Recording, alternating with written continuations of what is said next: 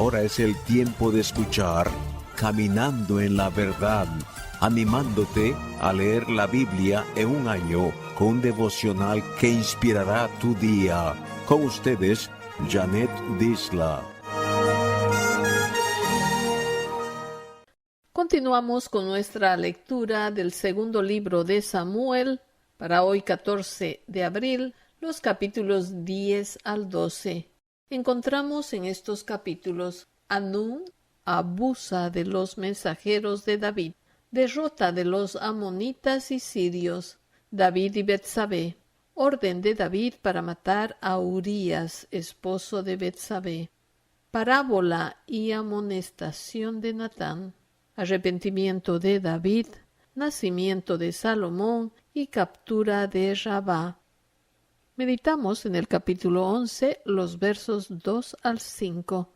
Nos dice la palabra de Dios: Y sucedió un día, al caer la tarde, que se levantó David de su lecho y se paseaba sobre el terrado de la casa real, y vio desde el terrado a una mujer que se estaba bañando, la cual era muy hermosa. Envió David a preguntar por aquella mujer, y le dijeron: Aquella es Betsabé, hija de Eliam, mujer de Urías Heteo. Y envió David mensajeros, y la tomó y vino a él, y él durmió con ella. Luego ella se purificó de su inmundicia, y se volvió a su casa, y concibió la mujer, y envió a hacérselo saber a David, diciendo: Estoy encinta.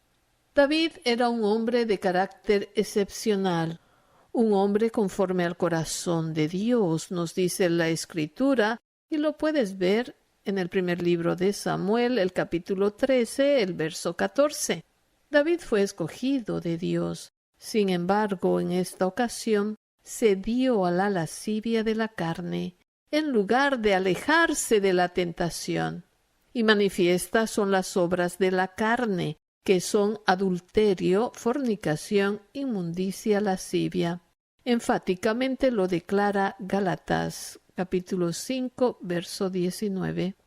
También en la segunda carta a Timoteo, el capítulo 2, el verso 22 dice: Huye también de las pasiones juveniles y sigue la justicia, la fe, el amor y la paz con los que de corazón limpio invocan al Señor.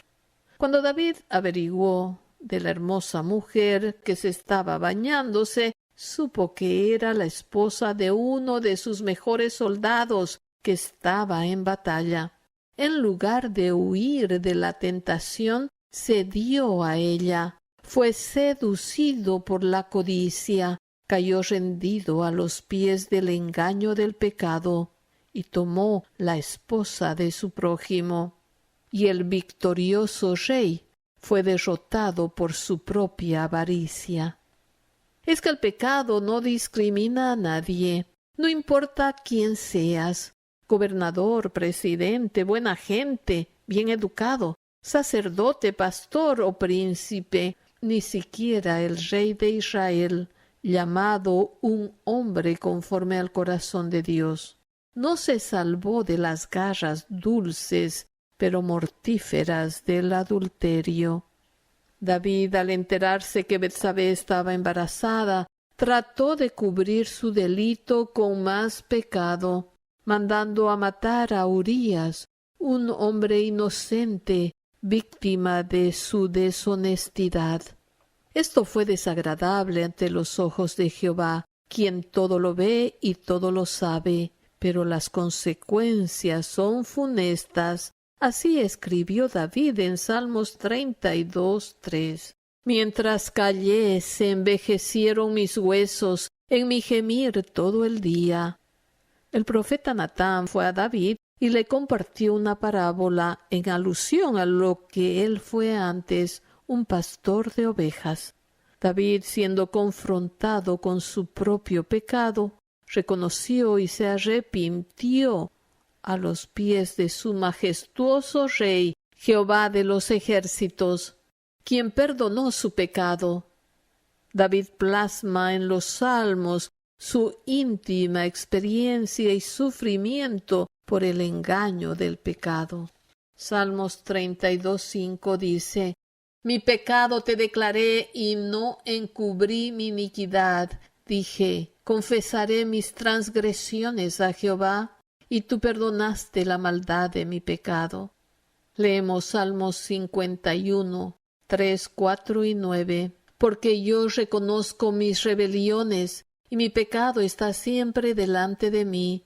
Contra ti solo he pecado, y hecho lo malo delante de tus ojos, para que seas reconocido justo en tu palabra y tenido por puro en tu juicio.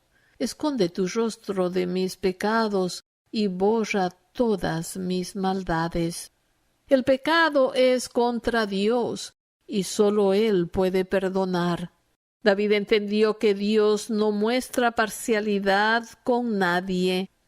Aunque fue perdonado, sufrió las amargas consecuencias de la desobediencia, extendida a toda su familia y a toda su nación que tanto amaba. Vemos en Romanos 6:23, porque la paga del pecado es muerte, mas la dádiva de Dios es vida eterna en Cristo Jesús, Señor nuestro.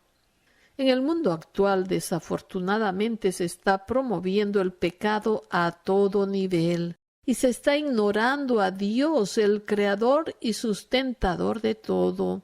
Es que también el pecado nos engaña, envolviéndonos y haciéndonos creer que con más pecado solucionaremos los problemas. Es así como está nuestro mundo, engañados por los deleites del pecado. Todo empieza con un deseo de concupiscencia, pero el practicante quiere contaminar a todos, y así estamos añadiendo pecado sobre pecado, y en la mayoría de la población, si no hay arrepentimiento genuino, obedeciendo al único camino Jesucristo, y si las personas rechazan la única puerta de salvación, lamentablemente terminan en el infierno por toda la eternidad. Son enérgicas las palabras en las Escrituras, así que es urgente que el ser humano vuelva su mirada a su Creador y le pida perdón por todas sus ofensas. Leemos en la primera carta a Timoteo, capítulo 1, verso 15, palabra fiel y digna de ser recibida por todos, que Cristo Jesús vino al mundo para salvar a los pecadores, de los cuales yo soy el primero, decía Pablo. Romanos 8:1 también nos dice: ahora pues, ninguna condenación hay para los que están en Cristo Jesús, los que no andan conforme a la carne, sino conforme al Espíritu. Damos gloria a Dios, que Él nos ha perdonado por medio del sacrificio de Cristo, y no nos cansemos de propagar esta palabra divina que transforma el corazón del ser humano. Jesucristo espera por ti, porque el ocuparse de la carne es muerte, pero el ocuparse del Espíritu es vida y paz, por cuanto los designios de la carne son enemistad contra Dios, porque no se sujetan a la ley de Dios ni tampoco pueden, y los que viven según la carne no pueden agradar a Dios. Romanos 8, 6 al 8. Así que es mejor obedecer al Espíritu Santo que complacer a la carne. El pecado no confesado nos llevará a más pecado. Recuérdalo siempre antes de complacerlo. Nuestra gratitud por acompañarnos en esta jornada de Caminando en la Verdad. Visítanos jeronimojanetdisla.com. Esta ha sido una producción de Siempre Amigos Ministries.